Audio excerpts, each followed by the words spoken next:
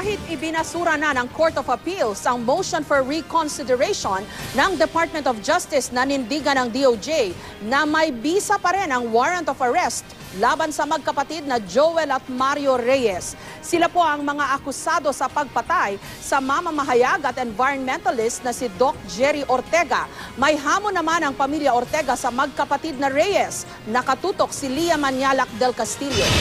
The murder should not have happened in the first place. Hinamon ng pamilya Ortega ang magkapatid na sina dating Palawan Governor Joel Reyes at dating Coron Mayor Mario Reyes na nahaharap sa kasong murder sa pagkakapaslang sa mamamahayag at environmentalist na si Doc Jerry Ortega noong Enero 2011. Kung wala na ang kaso edi lumitaw na sila. Di magpakita na sila. Which is something they won't do because nandyan pa rin ang warrant of arrest, huhulihin pa rin sila. Kahapon kasi, naglabas ng desisyon ng Court of Appeals Special 10th Division of 5 na nagbasura sa motion for reconsideration ng DOJ. Sa CA ruling iginiit ng korte ang nauna na nitong desisyon na walang bisa ang Department Order 710 na bumuo sa second panel of prosecutors na nagrekomendang kasuhan ng magkapatid, taliwas sa rekomendasyon ng unang panel of prosecutors na binuuri noon ng DOJ. Kung wala na itong bisa, sabi ng korte, hindi na dapat manaig ang resolusyon nito na nagsasabing sangkot ang magkapatid sa krimen. Pero sabi ng pamilya Ortega, hindi pa tapos ang laban. Kung sino ba ang nag-utos patayin si Doc Jerry Ortega, which we believe is the more important question than procedure. Sino nagpapatay, ilitisin natin siya. Let's go through the courts. Ang Justice Department iaakyat sa Korte Suprema ang kaso. Naninindigan din kasi si De Lima na hindi lang siya naunawaan ng mga mahistrado.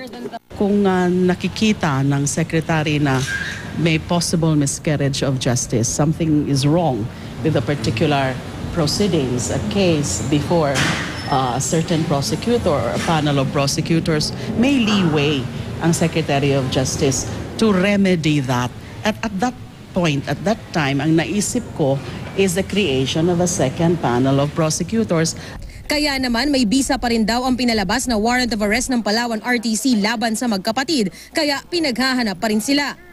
Walang nakasabi doon tungkol doon sa dapat i-quash na o alisin na yung warrant of arrest. Kasi isa pa nga yan sa naging arguments namin before the Court of Appeals na the fact na yung RTC Palawan or RTC Puerto Princesa accepted the case and issued the warrants of arrest, that means that the court agreed that there was probable cause. Pero bukod sa hamon sa magkapatid na Reyes, sana raw ipakita rin ng gobyerno na may ginagawa sila para hanapin ang mga ito. Wala kaming proof, for example, na naghahanap talaga sila.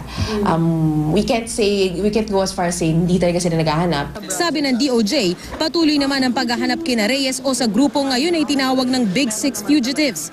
There is a PNP, ang alam ko merong PNP team, and also NBI ang nag-undertake ng manhunt doon sa Big Five fugitives. At Big Six na nga, kasama na rin si Reynald Lim. Ang expose ni Ortega tungkol sa maanumalyang Malampaya Fund ang pinaniniwalaan ng pamilya Ortega na punot dulo sa pagkakapaslang dito. Bukas na magsasampa ang DOJ at NBI ng reklamong plunder kaugnay sa Malampaya Fund scam sa Ombudsman. Mga former cabinet na ba? Mayors? Department heads, ma'am. Yes. Pero no official higher than the department secretary. I cannot tell you yet.